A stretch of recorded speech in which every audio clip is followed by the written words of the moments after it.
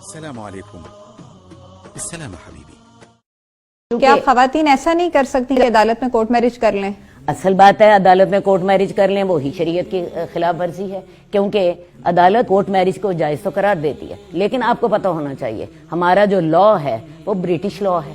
British law میں تو عورت اور مرد زنا بھی کر لیں اکٹھے تو رضامندی سے کر لے تو گناہ نہیں. یعنی آپ کورٹ میرج کو اس وقت جائز قرار نہیں دے رہی شریعت اعتبار سے؟ دینا ہے 2-3 اس میں مسائل ہیں جس کی وجہ سے کورٹ میرج جو ہے وہ اسلام کے بالکل اپوزٹ ہے. کورٹ میرج میں سب سے پہلی بات یہ ہے کہ ولی نہیں ہوتا.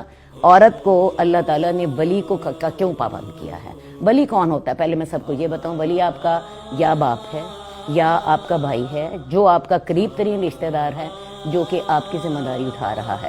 عام طور پہ باپ ہی ہوتا ہے. باپ اگر موجود نہ ہو تو بعض اوقات چچا، بعض اوقات بڑے بھائی. شریعت مرد کو ہی کیوں ولی مقرر کرتی ہے؟ اصل بات یہ ہے کچھ معاملات میں جیسا کہ میں نے آپ کو بتایا کہ عورت دماغی طور پر فیصلے مرد کے مضبوط زیادہ ہوتے ہیں، اور یہ ہم عورتوں کو جتنا اس بات کا پتہ ہے اتنا کسی اور کو پتہ نہیں ہے.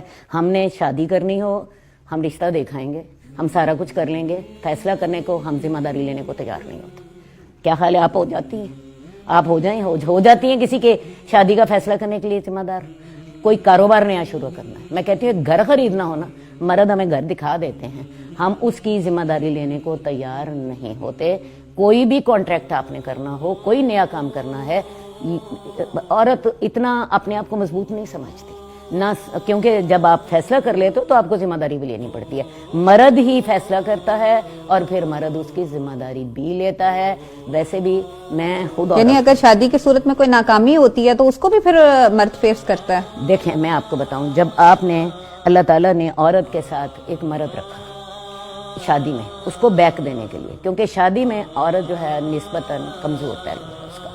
شادی میں مرد نسبتاً اس کا ہاتھ اونچا ہے اور عورت کا نسبتاً ہاتھ نیچا ہے، کیونکہ مرد جسمانی طور پر بھی مضبوط ہے، مرد مال بھی خرچ کر رہا ہے، مرد اس کو گھر بھی بنا کے دے رہا ہے، عورت مرد کے گھر میں آ رہی ہے. مرد کا ہاتھ اونچا ہے، عورت کا نیچا ہے.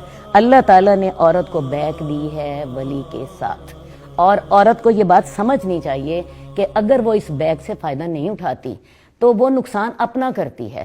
ولی اس کے لیے ایک سوشل انشورنس ہے. دیکھیں ولی اس کے لیے کیا کچھ کرتا ہے، میں آپ کو یہ پوائنٹس بتاتی ہوں. ولی سب سے پہلے اس کے لیے رشتہ ڈھونڈتا ہے. کیا خیال ہے ایک عورت اکیلی رشتہ ڈھونڈ سکتی ہے؟ اس کا دائرہ کار صرف اپنے گھر تک یا زیادہ سے زیادہ بات ہے اپنے یونیورسٹی اور کالج تک ہے، جبکہ اس کے باپ کا یا اس کے جو بھائی ہیں وہ زمانے میں چلتے پھرتے ہیں، ان کا دائرہ کار بہت کھلا ہے. دوسری بات، ولی چیک کرتا ہے یہ لڑکا میری بیٹی کے قابل ہے یا نہیں ہے. عورت اس قابل تو ہے ہی نہیں ہے. عورت تو اتنی بے وقوف ہوتی ہے، وہ اتنی سی بات پہ دھوکہ کھا جاتی ہے. مرد اسے کہتا ہے مجھے تم بڑی حسین لگتی ہو، مجھے تم سے محبت ہے. عورت تو اتنی بے وقوف ہے، صرف ان 2 جملوں کے پیچھے اپنی عزت برباد کر بیٹھتی ہے. مرد اتنا بے وقوف نہیں ہوتا. تیسری بات، ولی جو ہے وہ اس کی شادی کے انتظامات کرتا ہے. آج ہمارے معاشرے میں شادیاں جتنا بڑا مسئلہ بن گئی ہوئی ہیں، مرد اس پر پیسہ بھی لگاتا ہے، مینج بھی کرتا ہے. عورت اکیلی یہ کام کر سکتی ہے؟ نہ مینج کر سکتی ہے نہ پیسہ لگا سکتی ہے. چوتھی بات، نکاح ہو جانے کے بعد، شادی ہونے کے بعد اصل ولی کا کام شروع ہوتا ہے.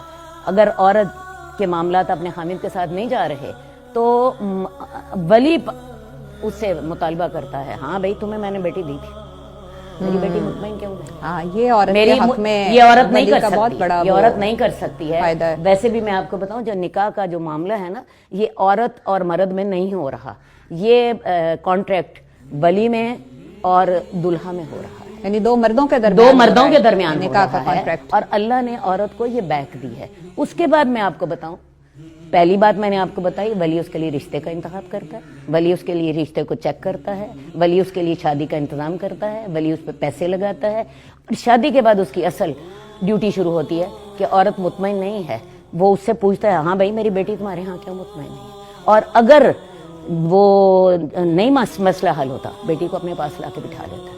میں تب تک بیٹی نہیں بھیجوں گا جب تک میرے مسئلے. یعنی طلاق یافتہ بیٹی بھی باپ کا حق رکھتی ہے؟ طلاق یافتہ کی بات نہیں ابھی میں کر رہی. ابھی جی دیکھو جی، باپ مسئلے ہیں، باپ نے بیٹی کو اپنے گھر لے آیا اور باپ لے کے گھر لے کر آیا، جب تک مسئلہ حل نہیں ہوتا، فرض کیا بھی اس کے سسرال والے تنگ کر رہے ہیں، فرض کیا لڑکا بیمار ہے، فرض کیا لڑکا کماتا نہیں ہے، فرض کیا کوئی اور مسئلے ہیں، میں اپنی بیٹی گھر رکھوں گا, جب مسئلے حل ہو جائیں گے میں تب تمہارے پاس بھیجوں گا. کیا خیال ہے عورت کی مرد کے ساتھ یہ کام کر سکتی؟ سوال ہی پیدا نہیں ہوتا. اس کے بعد اگلی بات, یہ سارے کام کرنے کے بعد بھی مسئلہ حل نہیں ہوا, ولی کیا کرتا ہے, وہ کوشش کرتا ہے, اپنی آخری کوشش کر لیتا ہے, طلاق ہو جاتی ہے. اب اس لڑکی کے لیے پناہ کون سا ہے؟ ماں باپ کی محبت بری گوت. وہ ماں باپ کے پاس آتی ہے, اپنے دکھ وہاں پہ سناتی ہے, اور پھر سب سے بڑی نیکی یہ ہے کہ ایک بیٹی ماں باپ کے پاس آئی اور ماں باپ نے اس کا گھر دوبارہ بسایا. حدیث میں آتا ہے یہ سب سے بڑی نیکی ہے کہ ایک عورت طلاق یافتہ ہو کے اپنے گھر میں آتی ہے تو ماں باپ اس کا دوبارہ شادی کرتے ہیں. ایک عورت جب یہ کام نہیں کرتی, کورٹ میرج کرتی ہے یا ولی کے بغیر شادی کرتی ہے, وہ اس ساری سوشل انشورنس سے اپنے آپ کو محروم کر لیتی ہے.